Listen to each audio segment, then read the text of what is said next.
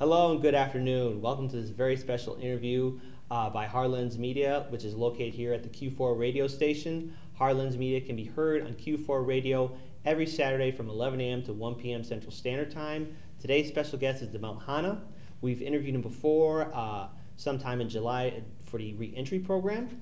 So you can check that out on the HardLensMedia YouTube page or Facebook page. Demel, thank you so much for joining HardLensMedia. Thank you for having me. So, we first interviewed you at the July 3rd reentry program over there by Clark and Lake, and there were many individuals trying to readjust themselves, reenter into society, and telling their stories about their time in the prison industrial complex. So before we begin, can you please introduce yourself to our audience and give us a background of who you are? My name is Demel Hannah, born and raised in Chicago. 1997, I was apprehended on a suspicion of attempted robbery. To simplify, I was transported. At the time, I believe it was a station on 85th and Cottage Grove, or maybe 83rd. I don't know. Things have changed, kind of vague. But from there, I was transported to a homicide division because a friend of mine at the time, he had gave some information in regards to a crime that had occurred 2 years prior to this interaction with the Chicago police, and I was transported to 51st Wentworth, the homicide division, and tortured for roughly 5 to 7 hours, beaten, brutalized, whatever. I signed a false confession. From there, they took me back to 83rd and Cottage. Then they transported me to Cook County. I awaited trial. I was found guilty of accountability on the theory of accountability, first-degree murder, which accountability doesn't necessarily mean that you have to be present during the commission of this offense, which I wasn't. It was documented that I was in school during the time of this crime that occurred. After school, the detectives acknowledged that I was at the YMCA, but the false confession that I signed along with my co-defendants that corroborated in saying that I had conspired with them to rob this community mom and pop store. That was enough ammunition to convict me and sentence me to 45 years imprisonment. Now, I think a lot of us don't really understand the whole system when a person's in lockup, that there's the bail program, yes, or at least the bail bonds release. So essentially, for you, what was the process for you to obtain bail? What was the situation for you in that? Or the night that I landed in the county, I went to I think it was a bail bond hearing, and the chief judge was read, the allegations that was lodged against me, which was a first-degree murder and robbery, and she gave. It's vague whether it was a female or a male. It's vague, but I was given a $500,000 bond. 10%. You have to pay 10% of that in order to get out, which was $50,000. So I didn't know the 10%. I didn't know any of this at the time. I was ignorant to the system. All I heard was $500,000. I knew I couldn't pay that. I knew that was out of the question. But after speaking with my court-appointed attorney, which was a public defender, he had informed me that I had to pay 10% of the $500,000, which was $50,000, which I couldn't pay that either. But typically, that was the process back then. I don't really know how they do it now, but typically back in the 90s, that was the whole process. When you enter the county, you go see the bail bondsman. If it's a misdemeanor or anything, they might give you an I-bond. And an I-bond is basically like they basically let you out on your own reconnaissance. You know what I mean? But I was given a $500,000 bond, 10%. I had to pay $50,000, so I couldn't pay that, so I had to wait trial. Now, there is a system in which a person is in the courts, the county, and then prison itself. Yes. What was that process like for you, and what was the mindset that you had in order to survive? The mindset that I had in order to survive. Well, you know, coming from the community that I come from, strangely, you know, our communities kind of shape us for prison, which is ironic in itself. You know what I mean? But, you know, I knew prison, the only difference was, opposed to living in Inglewood, the only difference was in prison there wasn't any guns. You know, I know it was a very hostile, very volatile, you know, environment, you know, such as our communities are. So, you know, I just took that knowledge with me, and you know, that's how I was able to navigate myself throughout my journey of going from the county to prison, you know, and surviving, you know, without you know, maintaining my manhood, because prison is a violent place, and if you can't really fend for yourself, you know, you will be preyed upon. You know, unfortunately, that's just the culture of prison. You know, so from the county, you know, the county was violent, but not as violent as prison. You know what I mean? Because the county is very like gang culture. You know, it was back then in the 90s. So, you know, another person of a different organization wouldn't be, you know, quick to, you know, ignite some type of beef with you, because he know it would be a domino effect. It would be gang against gang. So, you know, prison is different. Prison, your gang can't save you.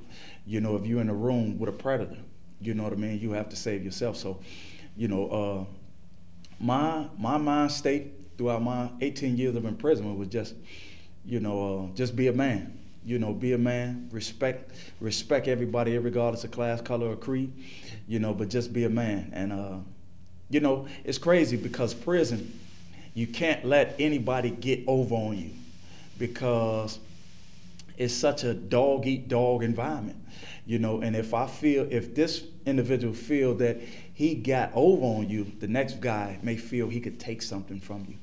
So, you know, prison, if you're not violent going into prison, unfortunately, you're going to adopt that culture in order to survive. Was there any help from your lawyer in regards to understanding this situation? Yes and no. Yes and no. I don't think, you know, he really explained the magnitude behind the allegations, you know, that I was fighting against. You know, I don't think he really, you know, went in depth and explaining to an 18-year-old that this is possibly your life. You know, if you lose this case, this may possibly be your life. Because, you know, in retrospect, I'm innocent, you know, but in retrospect of me doing 18 years in prison, if he would have told me, like, if you lose, you may do 20 years in prison, you know, in retrospect, I probably would have said, well, can they offer me a plea that's fair? You know what I mean? I didn't know I was going to have to do 18 years in prison, you know, going into the situation, because I knew I was innocent, you know. So, you know, typically guys that actually know they're guilty, they take a plea. That's why, you know, the conviction rate in Illinois, particularly, you know, certain counties like Maywood and DuPage is so high, because they know they're going to lose if they go to trial. So, you know, if he would have really, you know, explained to me in depth, you know, that, you know, this judge, she's not right, because my judge, she wasn't disbarred, but she was actually like given some type of probation where they had, you know, reduced her from a criminal judge to like a traffic judge or something, because they say she had so many erroneous convictions in her courtroom, you know. So if he would explain to me, like, you're not going to get any relief or justice in this courtroom, you know what I mean, I probably would have asked him for a change of venue. But if he would have really told me, like, you know, your peers are going to judge you, and they don't really have in-depth knowledge about the law. You know, if he would have told me that, I probably would have talked it over with my family and said, you know, what are my options? You know, will you guys support me if I do 10 years? You know what I mean? Like, in retrospect, I did 18, you know, 10 wouldn't have been nothing. But, you know, when you 18 years old, 10 years is a lot, you know. So, and then, like I say, on top of that, I was innocent. So I was willing to fight, and I fought. Unfortunately, I just didn't win that fight. Now, most of us don't understand the physical and mental pressures of being in the prison system. We only see it on television, in video games, or in cinema. Right. What was that environment like for you, and how did you survive through it? Well, prison, I always tell people prison, 10% is physical, 90% is mental and psychological. Because when you get into a altercation with an officer, let's say the officer is passing out trays, and everything that is supposed to be on that tray isn't on there. You might be missing your cookies. To a prisoner, cookies is a whole lot. You know what I mean? Because you're not given a lot. So if you get into a back and forth, altercation with this individual, that may lead to him calling, his superiors, and that may lead to you being escorted to the segregation unit. Now you're in segregation for possibly, insolence. That's a typical charge you're going to always be given when you get into any type of back and forth with officer. Insolence, disobeying a direct order, violation of rules. So you're gonna be looking at anything between 30 and 90 days segregation. So now you're in segregation. You're in the cell literally every day, with the exception of one day for 5 hours. You're gonna get one shower a week. You know what I mean? You're not going to be able to go to commissary because nobody in segregation, you're going to be able to go to commissary, you're just not going to be able to purchase food products. You only can purchase cosmetics while you're in segregation. So you're dealing with this for 30 to 90 days, this anger. Now, if you've been, incarcerated as long as I have, once you've reached that like 10-year mark, the letters and the visits and all that slows down, because it's like a repeated song that your family hear. He's coming home. He's coming home. He's coming home. They've been hearing that 5 years. They've been hearing that 10 years. They've been hearing that 15 years. And he's still not home.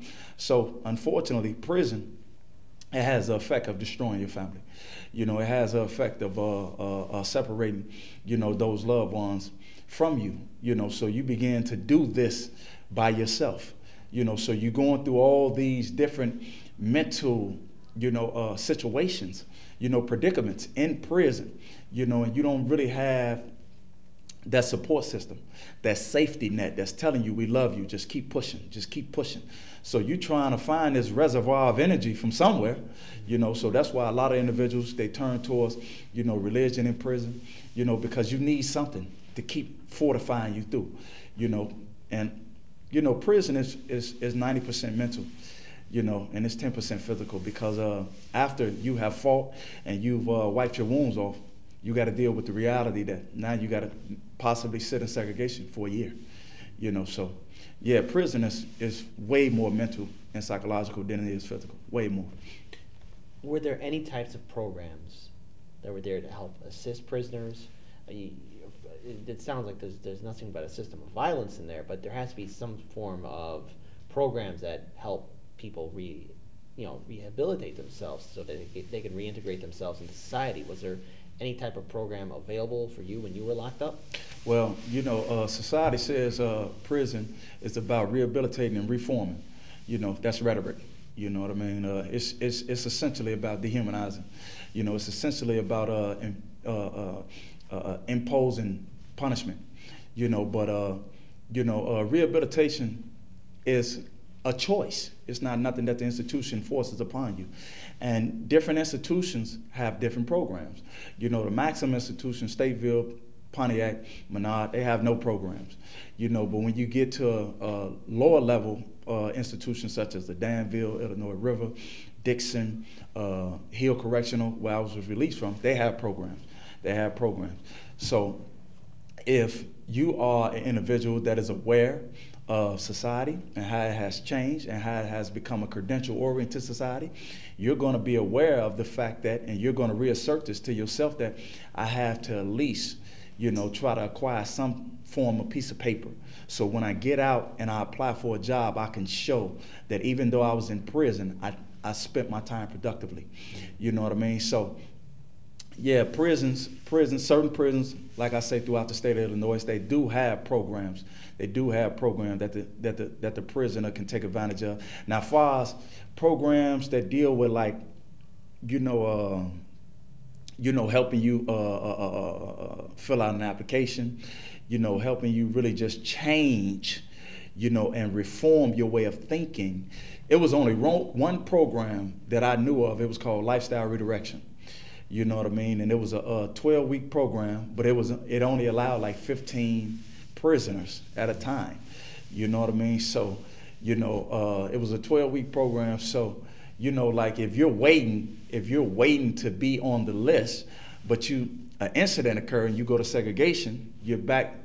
You got to wait. You know what I mean? You got to go back to the bottom of the list. But Lifestyle Redirection was a good program that I took advantage of. I got a certificate because it dealt with a lot of issues. You know what I mean? It dealt with a lot of issues that our communities don't really we don't really know how to deal with, such as domestic violence. You know what I mean? When you think of domestic violence, you think of a man, you know what I mean, abusing a woman. You know, nobody told us, but it could be the other way. You know what I mean? So it dealt with a lot of issues. Lifestyle Redirection. That was a great course that I had took, that I was able to get a certificate from. And you know, like I say, different institutions offer different programs.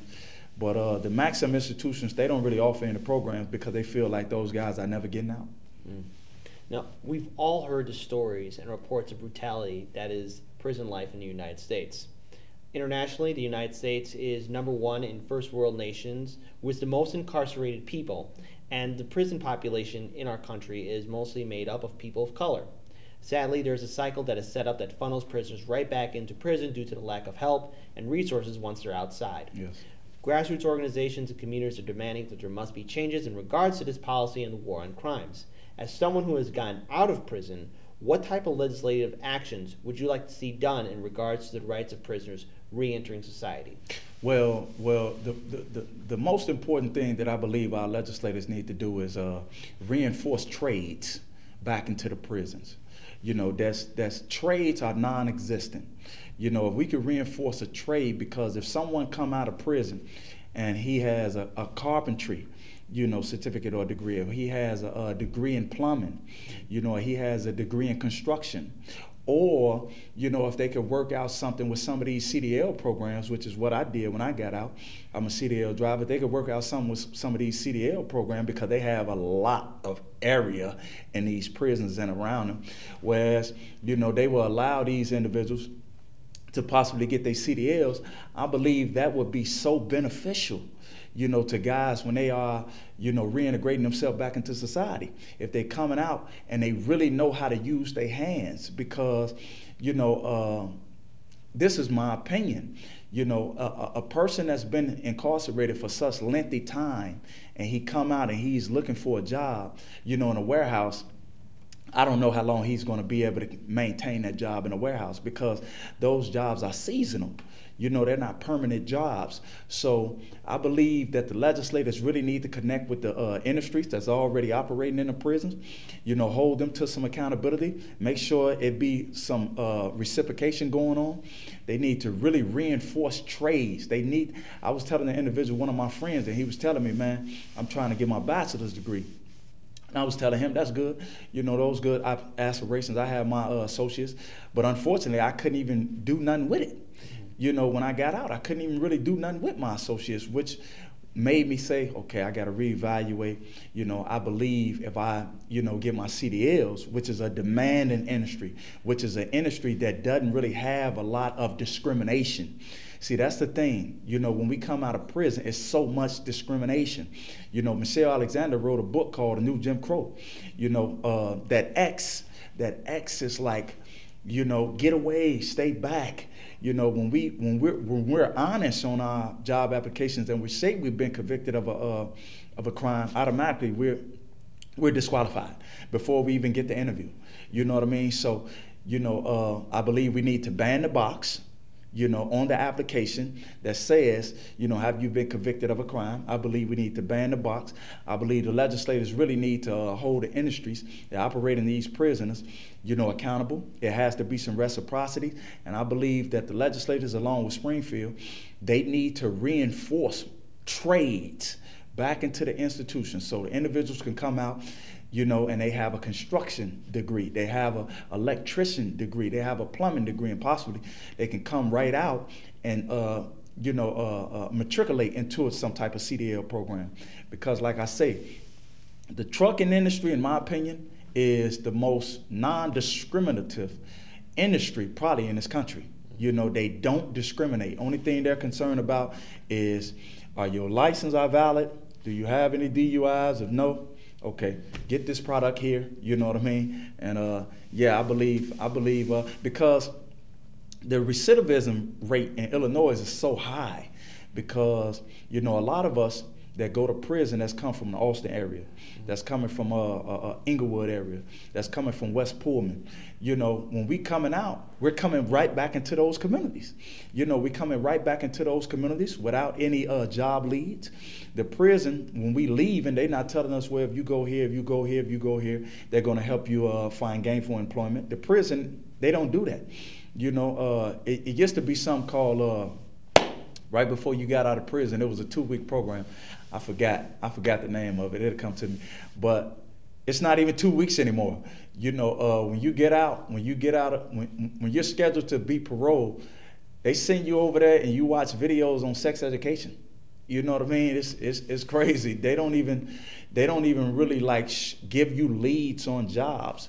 You know, so I believe our legislators, our aldermen, you know what I mean, the city council, along with our mayor, you know what I mean, along with our legislators, our state senators, etc., they really need to craft some type of legislation that really holds those companies that operate in the prison, you know what I mean, and a lot of these big companies that has been invested in prison stock, they need to hold them accountable so, you know, we possibly can make this city safer, you know, because if an individual is not coming out to a job, he's going to do something to accumulate, you know, gainful employment or just income for himself, and we don't want him to do anything that may endanger himself and someone else.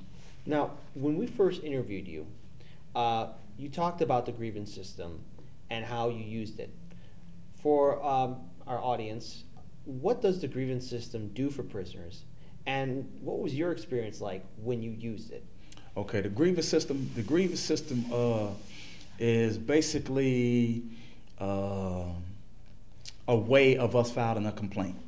If I'm in a cell that doesn't have operable lights, I can file a grievance. First, I can go to the correction officer, who's ever assigned to my wing, and I could say these lights are not operating in this cell. He said, well, whatever, you know, whatever. I could say, okay.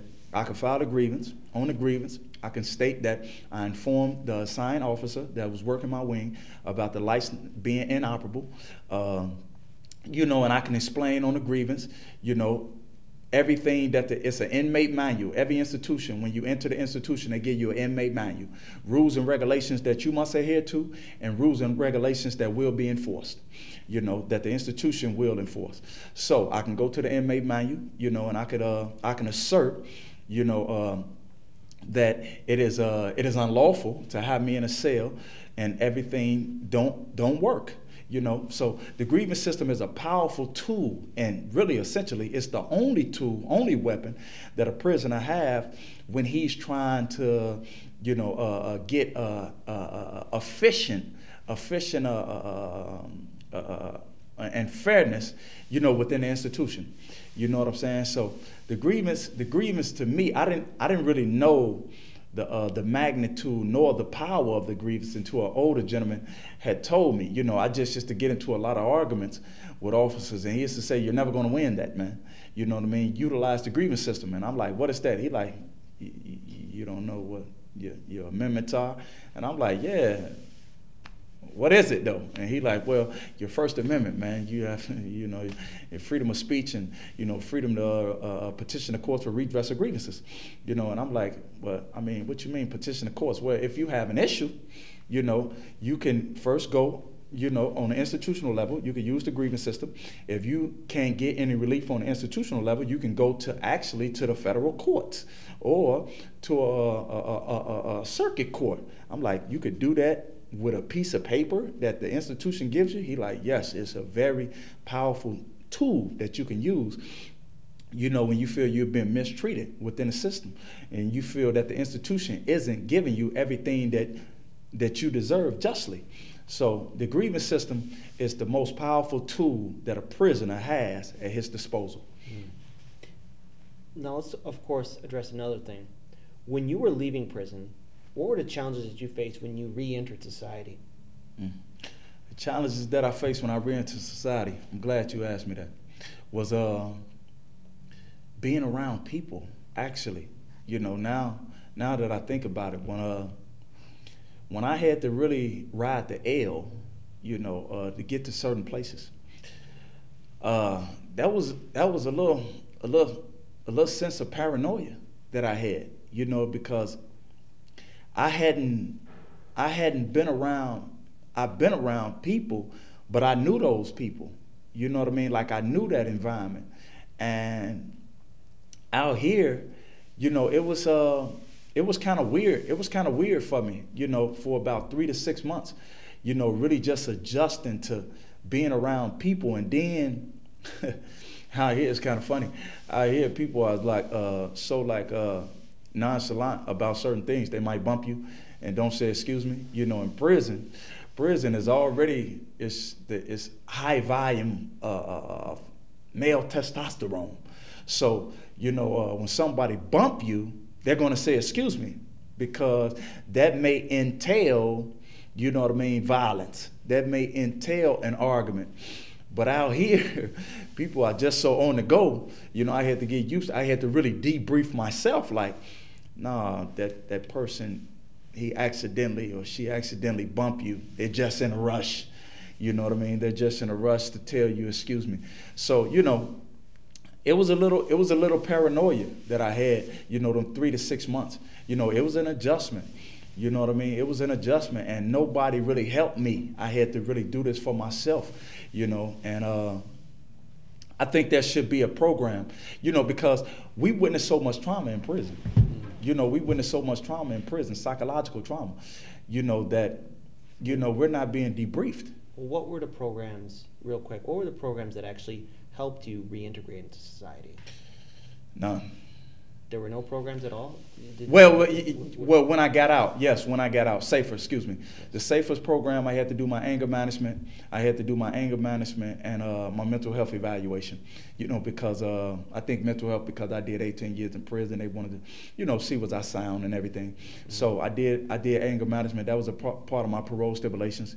A friend of mine introduced me to the Big Homies Club, which they offer a lot of, they offer a lot of, they allow me to be a mentor to young men, you know, and try to deter them from.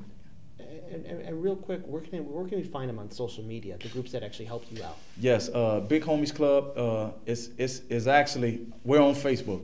You know, you can go to bighomiesclub.com. We're on Facebook. Project Prevention was a good organization, grassroots.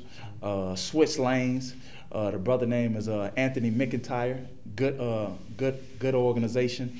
And the guy that I had mentioned, D. Nash, he walked from his grandmother's house actually to the White House.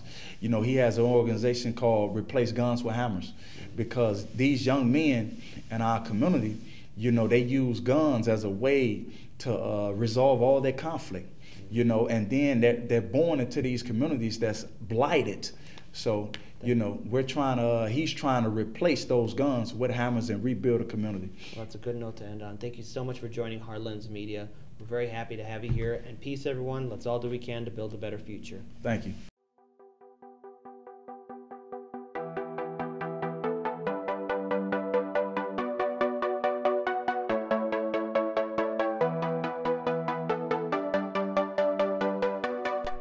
You're watching HardLensMedia.